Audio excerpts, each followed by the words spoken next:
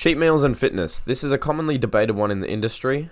I'm going to go over why I think it is a good idea to include some sort of cheat meal or cheat day into your diet or lifestyle. The main reason being is because a lot of people stress about going over their calories and think that their diet should be 100% perfect all the time. This is not the case, as it's necessary to include some unhealthy foods that you enjoy in order to make this diet into a lifestyle that you can maintain forever. Oh, no.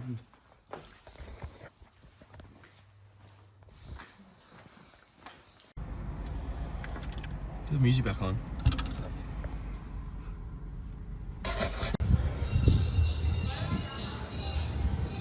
Okay, let's talk about cheat meals or going over on your calories. So basically, I'm just going to run over my day on a Sunday. Normally, I'm a little bit more relaxed with what I'm eating, so we'll run through that. I showed the breakfast that I've just had. It was soy origin. It was pretty good. It was actually decently pretty healthy. I wouldn't even really classify that as a cheat meal.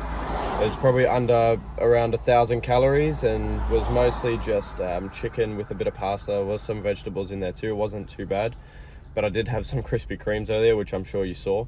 So we'll go through and show what we eat for the rest of the day and talk a little bit more about why cheat meals are an important tool for weight loss and something that can actually help you. And we'll go from there.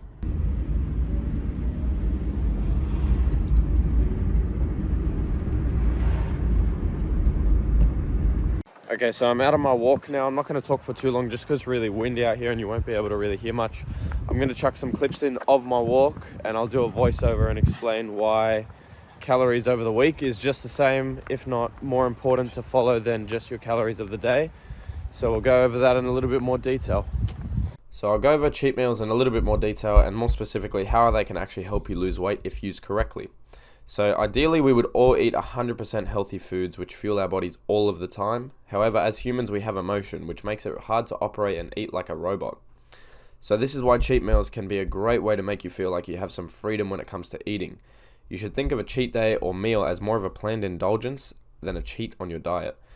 When having cheat meals, I'll reduce the damage by eating less in later meals and still adhering to my daily calorie target. However, if you're in a calorie deficit to begin with, this can be really tough.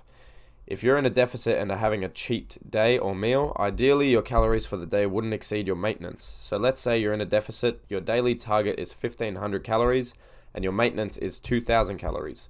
On this day, ideally you would not exceed 2,000 calories. This way, for one day in the week, just think of it as you had maintained your weight instead of losing weight just for that one day. So it can be really tough to adhere to your daily intake if you don't have a lot of calories to work with in the first place. It is okay if you go over on your calories by a significant amount on one day in the week. What matters more than daily calories is weekly calories. So let's use that same example from before, where you have a 1,500 calorie daily intake. If we multiply that by 7, we get a weekly intake of 10,500 calories. As long as we adhere to this weekly target, you will continue to lose weight. So if you are going to have one day in the week where you go over your calories significantly, you can mitigate the damage by eating a little bit less in the prior or following days, or both. It will help you greatly also to increase your activity level on the days leading up to and after the cheat day to minimize the damage. I make sure to get at least the same amount of steps that I would on a normal day, just so my activity level is normal and I'm not lying around and sitting on the couch all day.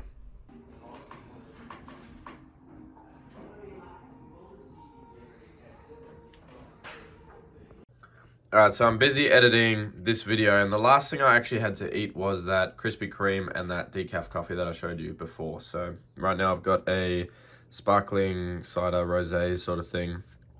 And I've got a small bowl of chips. So normally I'd have like popcorn or pork crackle or something like that, but we have no more groceries, so that's what we're going with for now. Okay.